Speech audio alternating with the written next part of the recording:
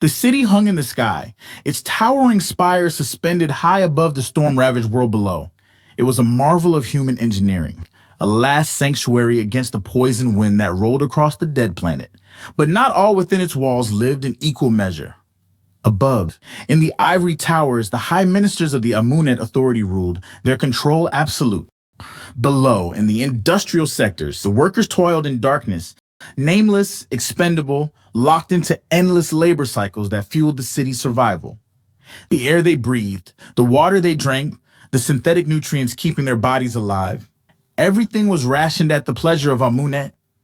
To step out of line meant exile into the storm, and exile meant death. For generations, this was how it had always been. Until the man returned. No one knew where he had come from. They whispered of a man who had once been a worker like them, cast out into the wastelands for defying an authority decree. He should have died.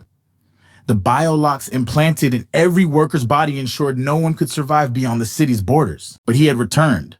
At first, it was only a rumor, spreading through the underground tunnels where workers huddled in an exhausted silence between shifts. A man, alive, who had walked through the poison wind untouched. Then came the first disruption. The purification systems failed.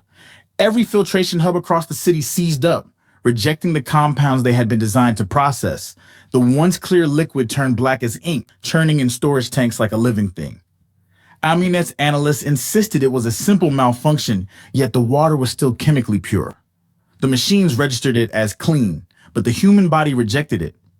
Workers who tried to drink fell writhing to the floor, their bodies convulsing as if rejecting a foreign substance. For the first time in generations, the people had no water. Panic spread through the lower levels, dehydration setting in within hours. There was one source of clean water left, an underground supply hidden away from Amunet's control. That was when the message came. It hijacked every feed, every personal HUD, every data terminal across the city. A voice, calm, unwavering. Let them go. The high ministers of Amunet convened in the upper citadel, a towering bastion of metal and glass that loomed over the city. The ministers, draped in dark robes, watched the chaos unfold through their surveillance feeds. Some argued for swift retribution, for tighter restrictions, for an immediate crackdown on the lower levels. Others hesitated. The filtration systems were untouchable, their infrastructure protected by layers of fail-safe technology. That they had failed so completely was impossible. Yet here they were. They sent their enforcers into the tunnels to track down the dissidents. Drones combed the undercity. Workers were interrogated, starved, threatened. Before Amunet could reestablish control, a new disaster struck. The climate regulators failed. For the first time in living memory, raw, unfiltered sunlight pierced through the cloud layer, and with it came the storm. A swarm descended, creatures engineered to survive the toxic world outside. They poured into the industrial sectors, living storms of black wings and needle-like limbs. They tore through ventilation ducts, choked machinery, devoured the synthetic crops Amunet depended on for food production. For 3 days, the infestation could not be stopped. And then, just as suddenly as they had arrived, the creatures vanished. Another transmission cut across the networks. Let them go. In the high hall, where the authority met in whispered counsel, there was fear. The ministers, normally poised and calculating, were shaken. These events were no mere rebellion, no coordinated attack by rogue elements. This was something else. Still, the Lord Minister of Amunet, the highest voice in the authority, was unyielding. He demanded control be reestablished by any means necessary, and so the enforcers tightened their grip. They shut down power to the industrial levels, cut off remaining food supplies, deployed riot suppression units to the underground tunnels where workers gathered in secret. But their retaliation did not bring compliance. Instead, another disaster struck. The power grids failed. For 3 days, the city went dark. The security drones fell from the air, their systems unresponsive. The armored enforcers in the lower sectors stumbled, blind, their retinal HUDs displaying nothing but static. The high ministers, sealed in their citadel, found their vision stolen, their control slipping away. Only the workers could still see, and still, the voice came. Let them go. The silence that followed was different. The authority had ruled through fear, through control, through the unshakable knowledge that their systems were absolute. But now, fear had settled in their own halls.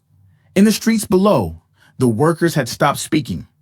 They had abandoned their posts, left the great machines to idle in silence. The forges grew cold. The production line stalled.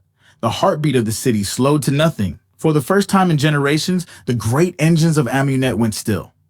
The ministers could not understand. The workers had lost everything, their rations, their water, their light. Yet they stood waiting, unmoving, as though expecting something more. And then he arrived. He did not come with an army. He did not come with force. He walked alone through the empty streets, past the silent factories, past the great steel barricades where enforcers stood frozen in place. He walked toward the spire. The city trembled. Deep beneath the industrial levels, in the roots of Amunet, the power grid surged one final time, not to restore control, but to collapse it. One by one, the systems died. One by one, the locks on the underground tunnels disengaged. One by one, the barriers that held the workers captive for generations fell away. And when the high ministers looked out over their city, they saw what had already come to pass. Their rule was over.